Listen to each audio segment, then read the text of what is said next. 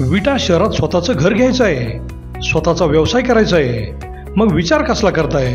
विटा कराड हायवे लगत विवेकानंद नगर बसस्टॉप समोर साकारते विट्यातील सर्वात मोठे शॉपिंग कॉम्प्लेक्स, ज्यामध्ये असतील 45 शॉप्स, 15 ऑफिसेस आणि तब्बल 42 फ्लॅट्स, तेही स्वतंत्र पार्किंगसह.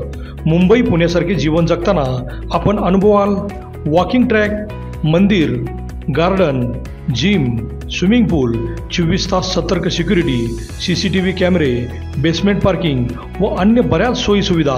चला तर मग आजच आपले बुकिंग निश्चित करा. आमचा पत्ता डायमंड आर्केड, कराड रोड, विटा. संपर्क राजू पाटील किर्दत 93 222 68 103 व हनुमंत किर्दत 930 983 94 77.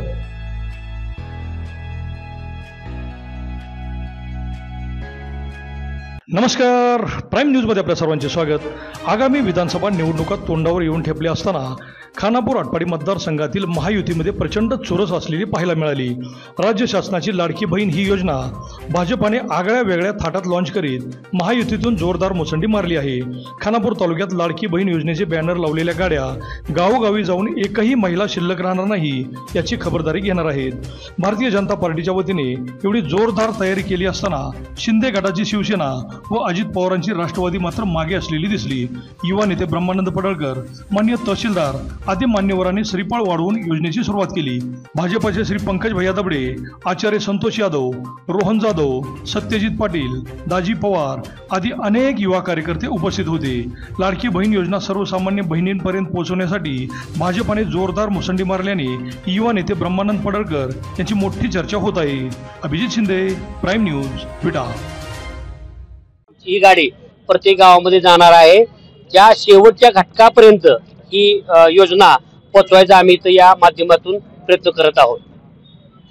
प्रशासकीय अधिकाऱ्यांना कशा सूचना दिल्यात की लोकांच्या मध्ये अशी आता एक चर्चा आहे की या योजनेच्या अंतर्गत प्रशासनाकडून सर्वतोपरी सहकार्य सर्वसामान्यांना लाभत नाही, त्याबद्दल तुम्ही काय सूचना केल्यात आणि कशा पद्धतीने हे राबवून? आम्ही प्रशासनाला अशा सूचना केल्यात आपल्या शासनानं की जिथं जिथं अंगणवाडी सेविका आहेत, तिथं ग्रामपंचायत मध्ये सर्व्हर आपण केलेले आहेत आणि तिथं सार्वजनिक जाऊन आपल्या गावातल्या प्रत्येक गावगाड्यातल्या महिलांना अंगणवाडी त्याच्या सेविकेच्या माध्यमातून खेडोपाडी आपल्याला बोलवण्यात येत आहे.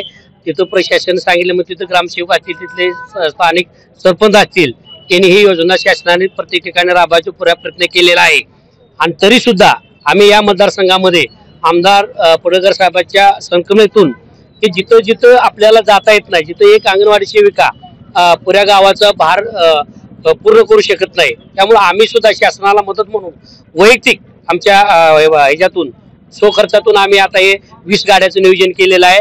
या 20 गाड्या प्रत्येक गावामध्ये आज विटा शेअर करून प्रत्येक गावामध्ये प्रत्येक गावातल्या वाड्या वस्ती त्या पूर्ण करणार आहेत. त्यामुळे या मतदारसंघामध्ये कुठलीही महिला या लाडकी बहीण योजनेपासून वंचित राहणार नाही, त्याची दक्षता आम्ही आणि आमचे सर्व सहकारी घेणार आहोत.